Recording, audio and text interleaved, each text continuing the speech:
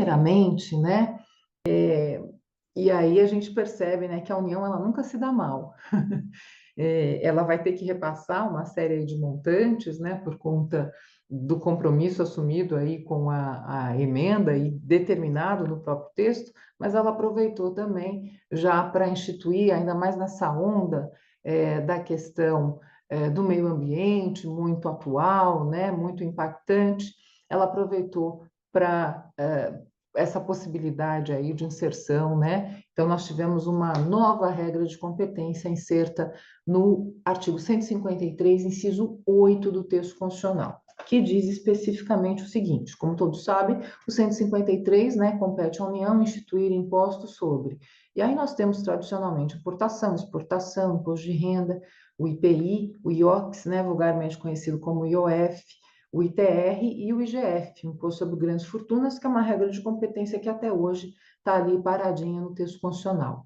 Agora nós vamos ter esse inciso 8, que fala o seguinte: produção, extração, comercialização ou importação de bens e serviços prejudiciais à saúde ou ao meio ambiente, nos termos de lei complementar. Bom, a gente tem uma nova regra, né, uma nova materialidade, então essa possibilidade também de um tributo federal. Aspecto já de imediato, ele não vai ser instituído, né, por agora, mas que a gente já percebe é o seguinte: eu vou precisar de lei complementar para instituir esse tributo. Pessoal, vocês se recordam daquela aula sobre estrita legalidade que nós falamos do IGF, né, se haveria ou não a necessidade de instituição do IGF pelo meio da lei complementar? E a gente, vamos nos lembrar disso porque é bem importante, é bem relevante e é a mesma sistemática aqui para esse dispositivo.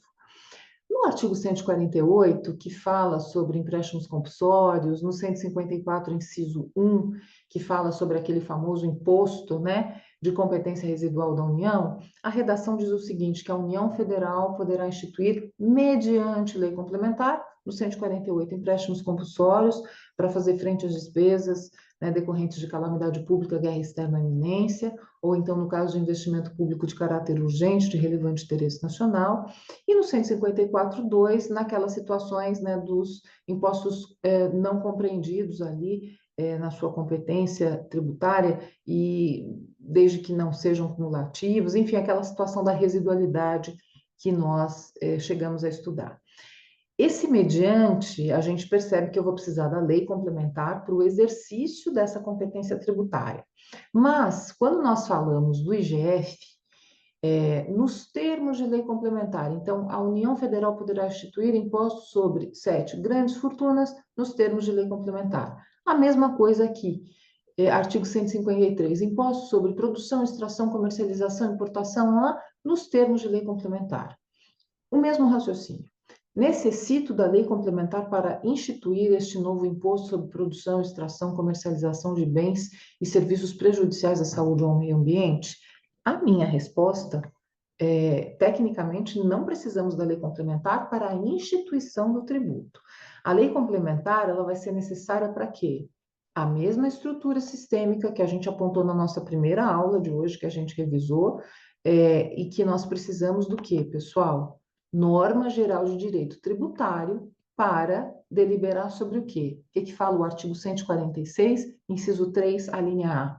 Cabe à lei complementar estabelecer a norma geral em matéria de legislação tributária, especialmente sobre a definição de tributos e suas espécies, e em relação aos impostos, os respectivos fatos geradores, base de cálculo, e assim sucessivamente. Então, nós havíamos apontado, e o raciocínio é exatamente o mesmo aqui. Como é que vai funcionar essa questão, por exemplo, como é que funciona do IGF e agora desse novo imposto aí sobre produção, extração, comercialização, importação, não sei que nome genérico ele vai ter, produção de bens nocivos ou danosos ao meio ambiente, ou à saúde, enfim.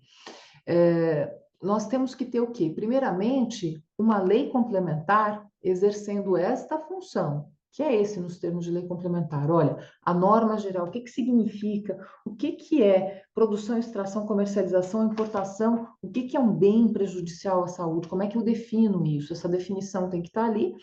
E todo aquele apontamento do 146, 3A, né, em relação aos impostos, sujeitos, qual que é o fato gerador, aquela coisa toda tem que estar deliberada já na própria lei complementar.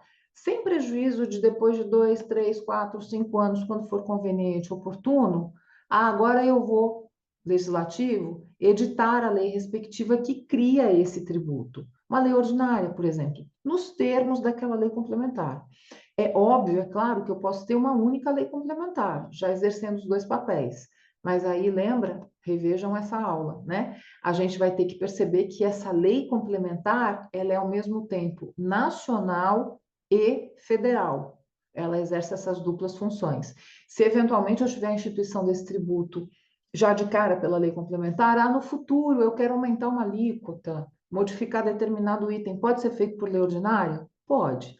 Até porque, né, pessoal, geograficamente, essa nova materialidade, onde é que ela se encontra? No artigo 153, que é o dispositivo que trata do quê? Perdão, fui aqui no seguinte, que é o dispositivo que trata das competências ordinárias da União. Então, se a gente estivesse diante de um tributo diferente, ele teria vindo num inciso, num artigo diferente.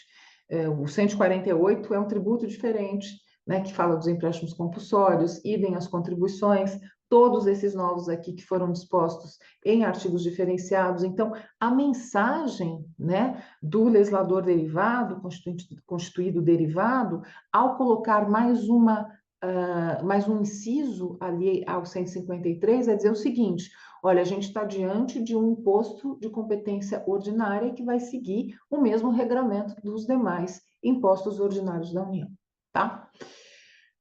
Segundo, e esse aqui que é o grande polêmico, né, que na verdade é fruto aí da junção e que vai possibilitar futuramente a extinção dos tributos conhecidos hoje por ISS e ICMS. O 156, inciso A, diz o seguinte: a lei complementar, né, instituirá imposto sobre bens e serviços de competência compartilhada entre estados, Distrito Federal e municípios. Vejam, né, pessoal, que a gente tem aqui essa competência então compartilhada, não temos nem necessidade, mas depois, com o passar do tempo, e principalmente para aqueles que visam, né, e não é para agora, mas aqueles que visam atuação na área estadual, o ideal, estadual municipal, né, mas principalmente na área estadual e não federal, o ideal é que leiam a íntegra, né, desse artigo 156, que ele tem todo o detalhamento das incidências, né, sobre operações com bens materiais e imateriais, importação desses bens, enfim. Mas o importante aqui o que nos interessa nesse primeiro momento é essa competência compartilhada e a forma de divisão, distribuição de todo esse compartilhamento está, em parte, delineada aqui no texto constitucional e, subsequentemente, isso vai ser deliberado por onde? Pela lei complementar. Então, por isso que não é um motivo de desespero para este momento, né? Eu coloquei aqui para vocês, né? Então, na verdade, esse IBS é o famoso Imposto sobre Bens e Serviços, né? Ele vem a substituir no futuro o ISS e o ICMS, e a gente vai ter aí um período de transição até a sua implementação, que vai de 2026 a 2032, e ele começa a valer ali efetivamente em 2033. Então, a gente tem aí praticamente 9 anos para ir se adaptando a essa realidade. No âmbito federal, né, a gente vai ter também aí a extinção do IPI, depois a gente vai falar dos tributos extintos, mas aí a gente teve também aí a criação da contribuição, da nova contribuição. Então a gente percebe, né, que a União, no fundo, ela não está abrindo mão de absolutamente nada, né? Qual é esse novo tributo? É o 195, agora inciso 5 do texto constitucional. Como vocês sabem, o artigo 195 é aquele que dispõe sobre o financiamento, né, da Seguridade Social, e agora foi introduzida essa nova materialidade no inciso 5, né, que é a tributação ali sobre bens e serviços nos termos de lei complementar também. Coloquei aqui, esse já vai começar antes, em 2027, né? E ele vem praticamente substituição aqui. Nós vamos ver daqui a pouquinho, a gente teve a extinção, né, também gradativa aí, do inciso 1, no caso, né? do 195, que é basicamente a contribuição sobre faturamento. PIS e COFINS vão ser extintos e aí vão dar lugar a esta nova contribuição, que é a contribuição sobre bens e serviços nos termos de lei complementar. Então, agora, bens e serviços, a gente vai ter tributação a título de impostos, compartilhada, né, pelos estados, Distrito Federal e municípios, e a título de contribuição no âmbito federal. Vem aquela pergunta, lembra do princípio que a gente analisou no nosso primeiro encontro, né, dessa análise da reforma tributária, simplificação, simplicidade do sistema. A pergunta que vem é será que a gente não vai estar trocando 6 por meia dúzia? Porque em termos de quantidade, né, se extinguiu uma contribuição polêmica, eu estou criando outra que, na verdade, também vai continuar a ser polêmica, porque incidência sobre bens e serviços, eu já tenho incidência sobre bens e serviços no âmbito ali compartilhado entre estados, Distrito Federal e municípios, e agora com o agravante de que o gestor desse compartilhamento todo é a União, né? Então, a gente tem muito o que refletir se aqueles princípios do artigo 145, né, parágrafo 3º, que nós apontamos na nossa primeira aula, e segunda, se vão ser realmente efetivados, ou se, na verdade, a gente trocou 6 por meia dúzia mais 3. Enfim, vamos esperar que não e que a gente tenha efetivamente um sistema melhor, mas não é muito o que está dando a impressão, né, pessoal? E também nós temos aqui essas previsões no ADCT, que o artigo 92b e o 126 do ADCT ali conciliados, né, eles têm essa possibilidade aqui da criação da CID sobre importação, produção ou comercialização de bens que têm industrialização incentivada na Zona Franca de Manaus ou nas áreas de livre comércio referidas no caput, lá no dispositivo respectivo, um tributo, obviamente, com conotação ali extrafiscal, com o intuito de fomentar ali o desenvolvimento econômico daquela região. E eu já tive oportunidade também, eu coloquei nos slides, já fiz essa observação, né? Quando vocês forem reestudar princípio de anterioridade, e lembram daquelas exceções à anterioridade, eu já fiz aqui esse asteriscozinho em relação ao IPI e a seguinte observação no slide seguinte. E olha só como a União não vai perder absolutamente nada. A partir de 2027, que a gente vai ver daqui a pouquinho, o IPI ele vai ser extinto. Mas extinto desde que tem um condicionante. Porque se isso aqui não for instituído, ele não vai ser extinto. Ele vai ser extinto desde que instituída essa contribuição sobre importação, produção, comercialização, né, de bens que tenham ali industrialização incentivada na Zona Franca de Manaus, nas áreas de livre comércio referidas no caput do artigo 92b do ADCT, conforme, né, essa nova disposição do 126 do ADCT, de acordo com a emenda 132 de 2023. Então, a gente percebe aí esses condicionantes, né, e eu não estou vendo aí, na realidade, diminuição de carga tributária. Se essa nova realidade vai ser mais eficiente, se vai ser mais simples, assim espero, né, tomara, mas por enquanto não dá ainda, também não dá para a gente ficar nos achismos até o momento de ter a implementação do sistema. Mas muitos capítulos ainda virão, né, pessoal? Dá para perceber que a União ela tentou se cercar muito bem de todos os lados. E aqui eu coloquei, pessoal, os tributos que vão ser extintos a partir de 2027, né? E depois também a gente vai ter os extintos a partir de 2033 como forma de compensação, né?